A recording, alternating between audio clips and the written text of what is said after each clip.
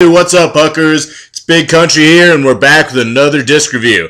I know it's been a while since Hucking Ace has had any videos, but, winter's coming to an end, even here in Colorado, although there is a snowstorm outside. So we're going to be back into it. Our disc that we're reviewing today is the Reptilian Disc Golf Stego, like Stegosaurus. It is supposedly the most overstable disc ever. It was a prototype originally by Gateway, and RDG bought the rights to the mold, and now they're making them as the Stego. They've only had one run release so far, but it sold out right away, so they'll probably do another one. And I actually got two Stegos to compare. Now, these were original prototypes by Gateway, so there is some differences in the actual discs. This one is a nice reddish orange color. I don't know if it comes out well on camera, but you can see it's got a beaded bottom, and then this little thumb track thing here on the top is actually a spoiler. So instead of having a thumb track like a scale or a rhino or a Bang & Groove top, it's basically got a second bead on top of the disc, if that makes any sense. So this one that I have, this reddish orange one, really cool RDG stamp. They always got awesome stamps. This disc is super chalky, probably the chalkiest Gateway disc I've ever held, and I have had a lot of them. I almost had to check my hands to see if there was talcum powder or something because this is so chalky. This is also the stiffer of the two. The flight plate is actually pretty thin, like every other RDG disc. So that's, it's just something. And it's super, super, super flat. It's so flat it's almost concave. Like if you've ever thrown the good ESP and Prodigy zones that are like concave like that, that's kind of how this one is. But the flight plate's thinner, so it's not quite as visible. Anyway, 174. Now this other one I have, the yellow one, it's actually got some grayish greenish swirl to it. I don't know if that comes out on camera very well, probably not. And this one feels like a totally different type of plastic. Again, all it says in the back is Proto, so RDG isn't saying if maybe this is some Fossil or some Chalk RFF or some Armor or whatever it is. They're not saying because these are just the prototypes. But this one feels quite a bit like Evo plastic. It does have a little bit of chalkiness to it. It seems and it just feels like it's going to be more durable than that red one. In this one, it's extremely stiff on the rim. So it's actually stiffer on the rim than that other chalky one, but everywhere else it's super flexible. So that's why I said the reddish orange one was just stiffer all around. In this one, it's got good grip. I really like it. It almost feels like a crayon. If you ever run your finger across like a crayon drawing. That's what this yellow one feels like. And it's got I guess we'll call it a dome. It's got a slight rise to it. It's not super flat like the other one. So I got out and threw these a little bit today, and I can say I don't know necessarily if it's the most overstable disc ever, but it's at least as overstable as anything I've ever thrown. I'll explain a little more when we get out to the field, but it actually gets more overstable the harder you throw it. Something to do with the spoiler on top. So, all right, let's get over this logo animation, and then let's get out there. We're going to throw these in the field, and then we're going to throw them against a zone and a scale and a Moab, and you'll see how ridiculous this disc is. And, yeah, we're going to go out there at Cumberland Green. We're going to try and sink an ace. We want to be the first one to ace with the Stego. Even if it's a cubby ace, we're still going to count it. All right, stick around.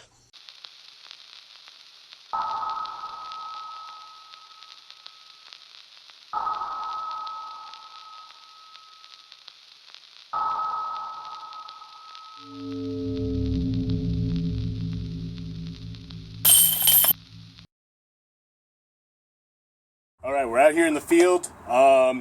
It's a nice sunny day, but we do have a slight amount of headwind. We've got our two Stegos here, and we've got a whole stack of discs we're going to be testing them against. To give you guys a point of reference, you can see the concrete pad behind me.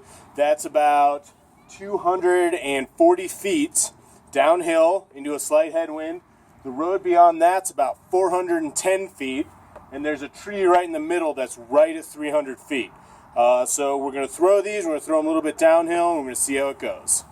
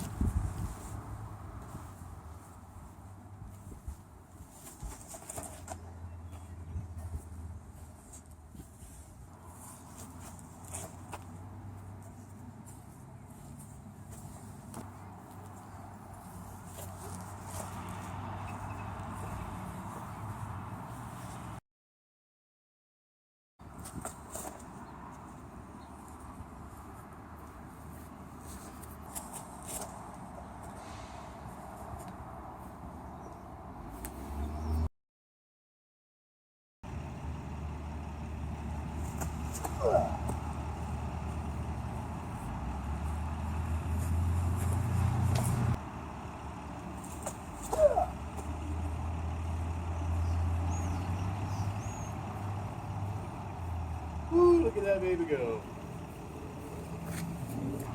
So as I said in the intro video, Stego is almost hilariously overstable.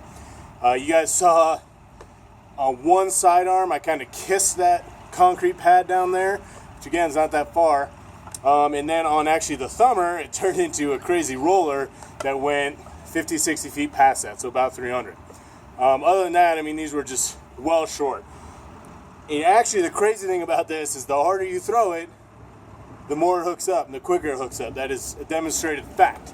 So now we're going to do a shootout against a Discraft Zone, Prodigy A1, an Innova Viper, a Hyzerbomb Moab, and 2 Reptilian Disc Golf scales, and we're going to see how they do.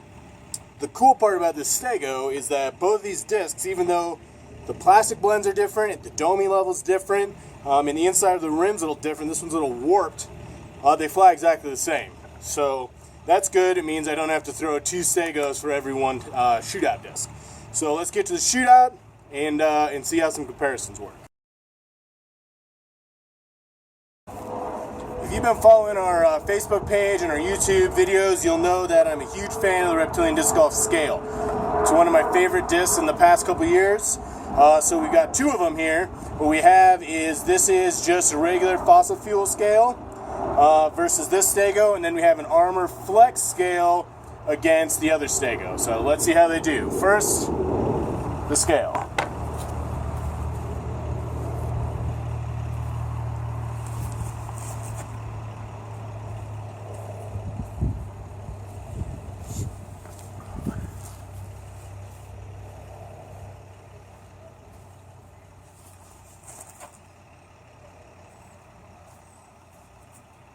Now the Armor Flex scale, which is a little less overstable than that fossil fuel.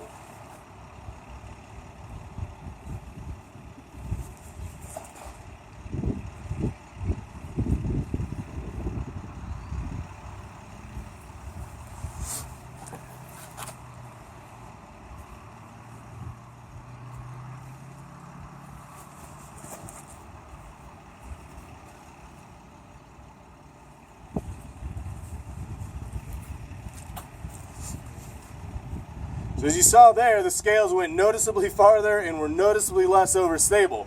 And the scale is, before the Stego, RDG's most overstable putter. So I was able to get that Armor Flex about 300 and the fossil fuel about 250, but the Stegos again fell well short of that. Next up in the shootout, we have the Discraft Zone. This is in their new ZFLX plastic, which is really cool stuff. If you're into Discraft molds. I'm pretty comfortable forehanding a zone. I've thrown zones off and on over the years. So we're going to try forehand zone, forehand orange Stego.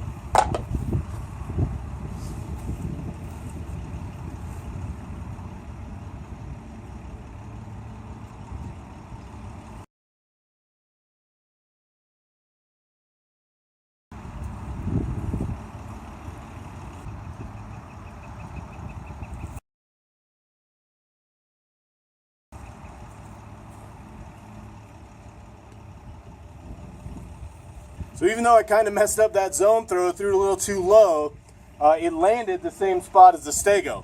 But if you notice, the Stego got quite a big skip there at the end, which pushed it a little bit farther past the zone. Next, we got a disc that I'm pretty unfamiliar with. This is a Prodigy A1. Yeah, I got this from our friends over at Infinite Discs. It's kind of domey. It's supposed to be very, very overstable. Yeah, I don't know much about it. I've thrown it a couple times just farting around in the field. So we're going to try little flex shots against this and our other Stego.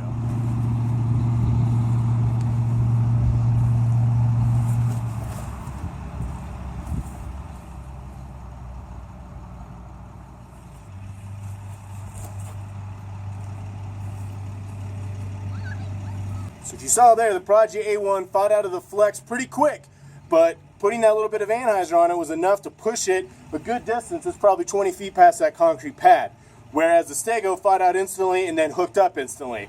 No flex at all. The next disc in our shootout is a good old DX Innova Viper. Viper's been a good disc to me over the years. I don't bag it anymore, but I've bagged it off and on. And I actually started throwing this disc way back in my sophomore year of high school. I'm about to turn 33 this summer, so you do the math. So what we're going to do this time is, if you guys saw when we tried the thumber, it turned into a roller. So we're actually going to try a tomahawk, which is not my forte. I'm better with a thumber, but we'll try a tomahawk against this here Stego, and we're going to see which one goes farther. We're going to see, we're going to try and flip them flat and try and let them cruise.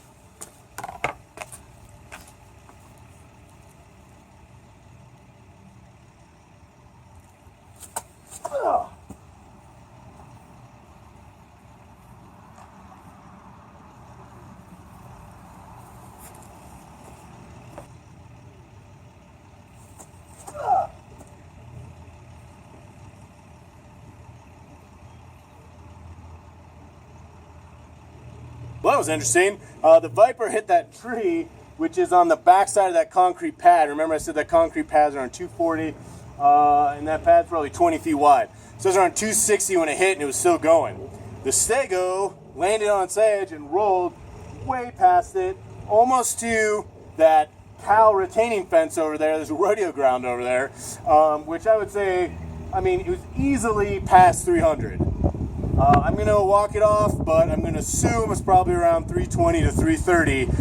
Keep in mind, again, that was downhill, but where it landed, it was starting to flatten out. The terrain was, so keep that in mind. The last disc in the shootout is the Hyzerbomb Moab. This is in the Recon plastic. Nice little flag stamp there, like I like. This is a really cool disc. So back in the day, Millennium modified the Viper and called it the Tachyon. So this is similar to a Tachyon, but in their champion style plastic known as Recon. My father still throws Tachyons in certain situations. But this thing, the Moab, stands for mother of all bombs. So it's very, very overstable. We're going downhill. We're just going to throw flat, but we're going to throw it out wide. See how far it hooks up against this here Stego.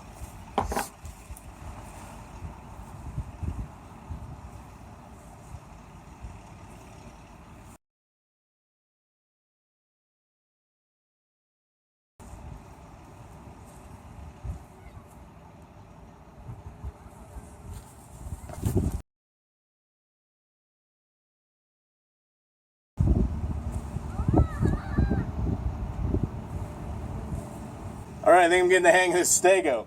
You saw the Moab sailed well past our concrete pad there and kind of skimmed off the tree, which we said was around 300. The Stego, I got it right at the beginning of that concrete pad, and it skipped off pretty hard. So that's probably my farthest backhand throw I've got so far of the Stego. And again, you guys need to keep in mind with these Stegos, I'm throwing these downhill, which means flat, who knows, 40, 50, maybe 60 feet less. This is hilarious, but I, right now, can't see a use in my bag for it. That's why next, we're going to Cumberland Green, we're going to throw a few holes, we'll see how they perform in a field type situation, and not in a field type situation.